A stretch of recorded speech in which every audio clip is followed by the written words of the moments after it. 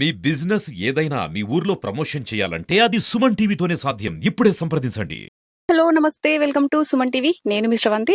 ప్రస్తుతం మనం ఇప్పుడు రాజన్న సిరిసిల్ల జిల్లాలో ఉన్నటువంటి చందుర్తి మండలం మూడపల్లి గ్రామంలో ఉన్నటువంటి శ్రీ లక్ష్మీ వెంకటేశ్వర దేవస్థానం వద్ద అయితే మనం ఉన్నాము. సో ఇక్కడ చాలా ప్రశాంతమైన వాతావరణం అయితే ఉంది. సో మనకు ఇక్కడ చూసుకుంటున్నట్టయితే గుడి చూడండి, చాలా ఎంత బాగుందో.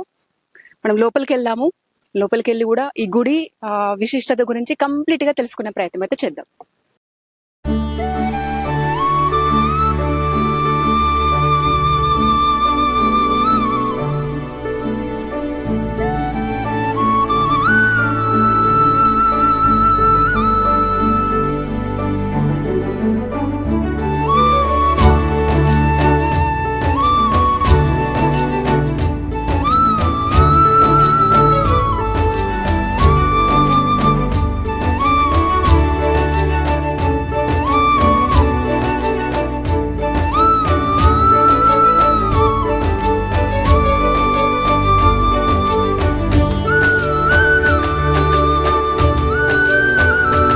సో మనం టెంపుల్ లోపలికి రాగానే మనకు కనిపించేది ధ్వజస్తంభం.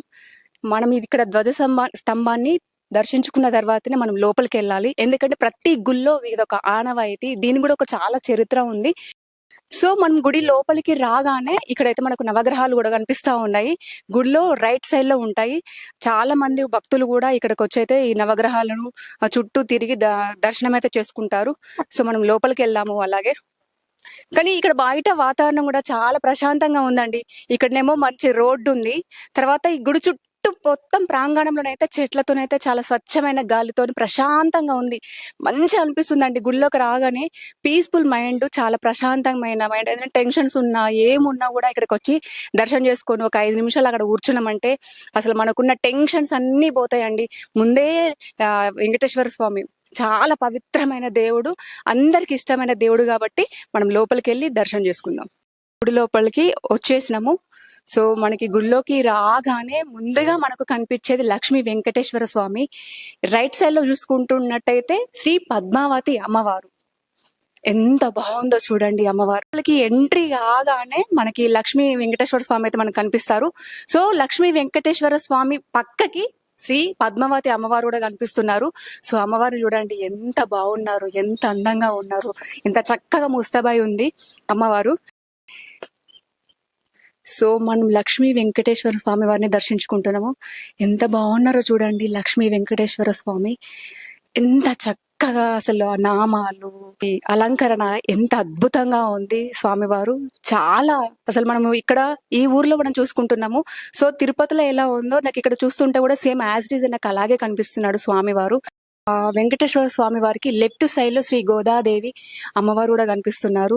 అసలు అలంకరణ చూడండి అమ్మవారు. మనకి ఇక్కడ ఉన్నారా, నిజంగానే ఉన్నారా అన్నట్టుగా అనిపిస్తా ఉంది అమ్మవారిని చూస్తుంటే. ఎంత చక్కగా అలంకరించారు చూడండి, ఎంత బాగుందో అమ్మవారు చూడండి, ఎంత చక్కగా అలంకరించారు. ఎంత అదృష్టం ఉంటే ఈ భాగ్యాన్ని అయితే మనకు లభిస్తుందండి.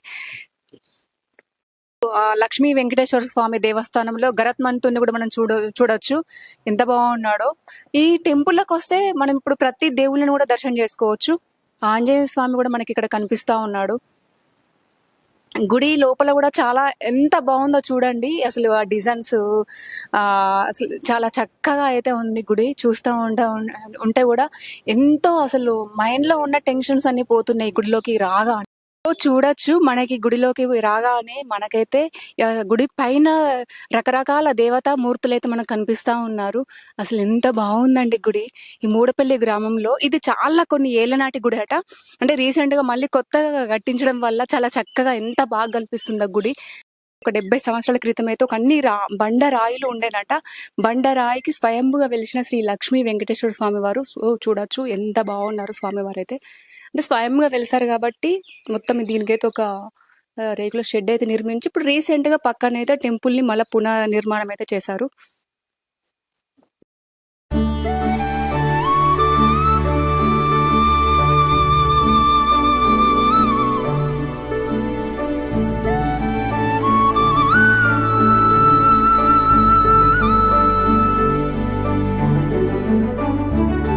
పద్మావతి గోదాదేవి సమేత శ్రీ వెంకటేశ్వర స్వామి గుడి ప్రధాన అర్చకులు మనతో పాటు వంశీ గారు మనతో పాటు ఉన్నారు. సో ఈ గుడి విశిష్టత గురించి కంప్లీట్ గా వారిని అడిగి తెలుసుకునే ప్రయత్నం అయితే చేద్దాం. హలో అండి, నమస్తే. నమస్కారం. శాంతాకారం భుజగశయనం పద్మనాభం సురేశం విశ్వాకారం గగనస్రదుషం మేఘవర్ణం శుభాంగం లక్ష్మీకాంతం కమలనయనం యోగహృద్యానగమ్యం వందే విష్ణుం భవభయహరం సర్వలోకైకనాథం. జై శ్రీమన్నారాయణ. ఓం నమో వెంకటేశాయ. మూడబెల్లి వెంకటేశ్వర స్వామి వారి యొక్క దేవాలయం స్వయంభూ దేవాలయం అండి ఇది. ఆనాడు ఒక 70 సంవత్సరాల క్రితం ఊరిలో ఉండబడేటువంటి యొక్క పశువుల కాపరులు ఈ యొక్క దేవాలయ ప్రాంగణమునకు సమీపంలోనే వారి యొక్క పశువులను మేపుకుండబడేటువంటి వాళ్ళు. ఆనాడు అందులో ఉండబడేటువంటి యొక్క పశువుల కాపరికి స్వామివారు స్వప్నంలో, అంటే మధ్యాహ్నం పూట ఆ యొక్క పశువులు మేస్తుండబడేటువంటి సమయంలో ఇక్కడ ఉండబడేటువంటి గుండెల వద్ద ఉండబడేటువంటి చెట్టు కింద ఆ పశువుల కాపరి నిద్రిస్తూ ఉండగా స్వామివారు స్వప్న రూపంలో నామసాక్షాత్కారంగా పుష్యమీ నక్షత్ర యోగాన స్వామివారు ఇక్కడ గుండుకు నిలవడం జరిగింది. ఆనాటి నుంచి ప్రతి సంవత్సరం స్వామివారు ఏ రోజైతే పుష్యమీ నక్షత్ర యోగాన స్వామివారు అక్కడ స్వయంభూగా నామావతారంగా దర్శనమిచ్చినారో ఆనాటి నుంచి మూడపల్లి గ్రామస్తులు పెద్దవారు ఈ గ్రామంలో ఉండబడేటువంటి యొక్క బ్రాహ్మణ సమక్షంలో ఆనాటి నుంచి వైభవోపేతమైనటువంటి యొక్క జాతర మహోత్సవము, ఆ యొక్క జాతరనే క్రమంలో దాన్ని బ్రహ్మోత్సవంగా మార్చుకొని స్వామివారి యొక్క కళ్యాణాన్ని అద్భుతంగా నిర్వహించుకుంటూ, అలాగే ఆ యొక్క అర్చారూపమైనటువంటి ఆ యొక్క నామావతారంలో వెలిసినటువంటి ఆ యొక్క మూర్తికి ప్రజలందరిలో కూడా ఒక రూపాన్ని దించడానికి, అలాగే స్వామివారికి సర్వాంతర్యామైనటువంటి అలంకార శోభితుడైనటువంటి అఖిలాండకోటి బ్రహ్మాండ నాయకుడైనటువంటి ఆ యొక్క ఆనంద నిలయవాసుడైనటువంటి ఆ యొక్క వెంకటేశ్వర స్వామికి గ్రామస్తులందరూ కూడా ఆనాటి నుంచి చిందాళ రూపంలో దేవాలయ శంకుస్థాపనతో మొదలుకొని ఆ యొక్క దేవాలయాన్ని ఇంత బ్రహ్మాండంగా దేవాలయాన్ని నిర్మించుకున్నారు. ఈ యొక్క దేవాలయం యొక్క విశిష్టత ఏంటంటే, తిరుమలలో స్వామివారు గర్భాలయం కంటే ముందు స్వామివారు గరుడాల్వారిని దర్శించుకుంటారు.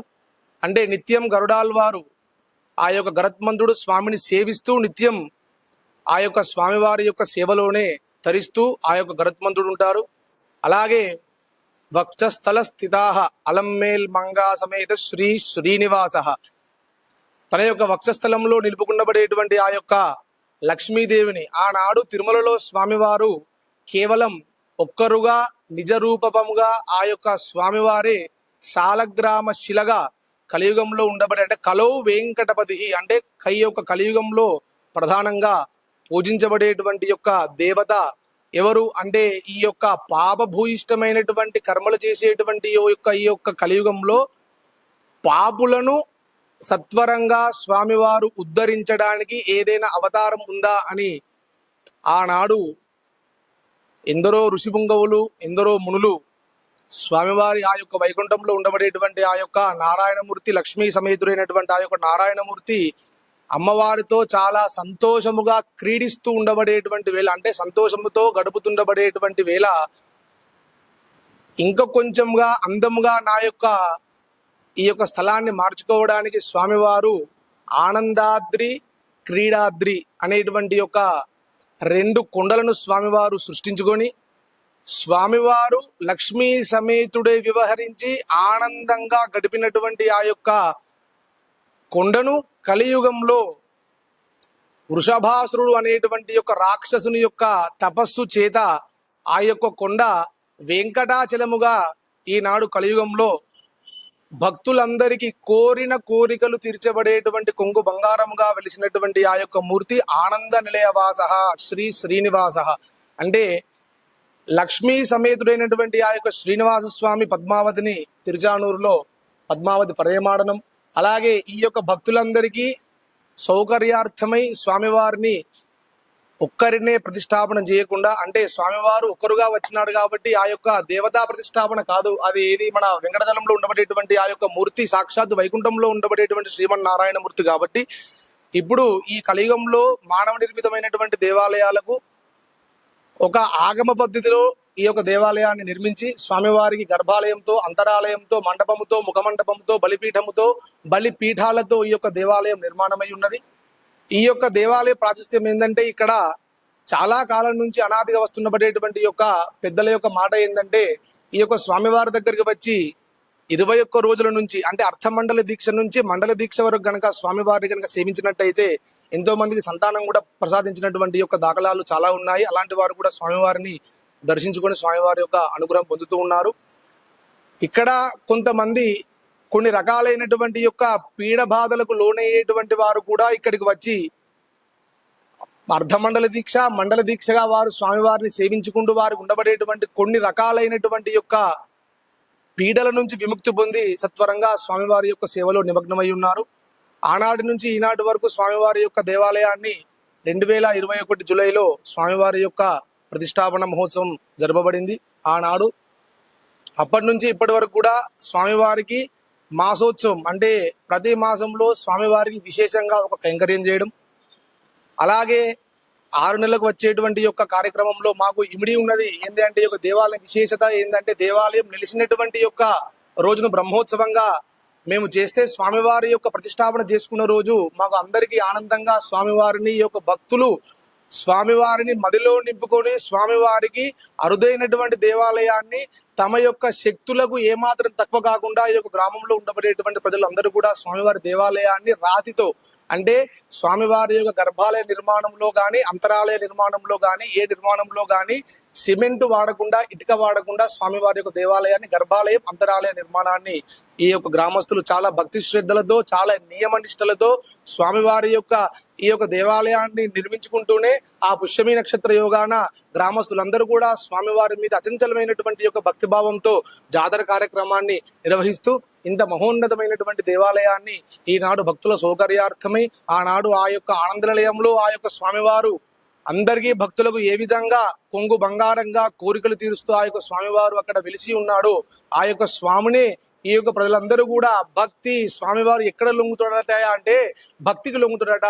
అంటే ఆ యొక్క మానవుడు చేసేటువంటి కర్మ ఏది అయిననియు ఆ యొక్క భక్తుని గనక పూర్తి అంటే నిష్కల్మషమైనటువంటి యొక్క మనసుతో స్వామివారి యొక్క పాదాలను గనక ఆయనే పట్టుకొని తన యొక్క జీవితాన్ని గనక ధర్మబద్ధంగా తన యొక్క ఆ యొక్క జీవితాన్ని గడుపుతున్నట్టయితే స్వామివారు ఎక్కడెక్కడైతే గోవిందనామ స్మరణ చేస్తూ నా యొక్క భక్తులు వారు భక్తి పారవశ్యాలతో నన్ను కొలుస్తారు, అక్కడక్కడ నేను వారికి కోరిన కోరికలు తీర్చే విధంగా కొంగు బంగారమై నేను వారి యొక్క చెంతనే నేను నిలుస్తాను అని చెప్పని స్వామివారు ఆనాడు మాట్లాడేటువంటి స్వామివారు తొండమాన్ చక్రవర్తి గారితోని చెప్పినటువంటి మాటలు ఇవి.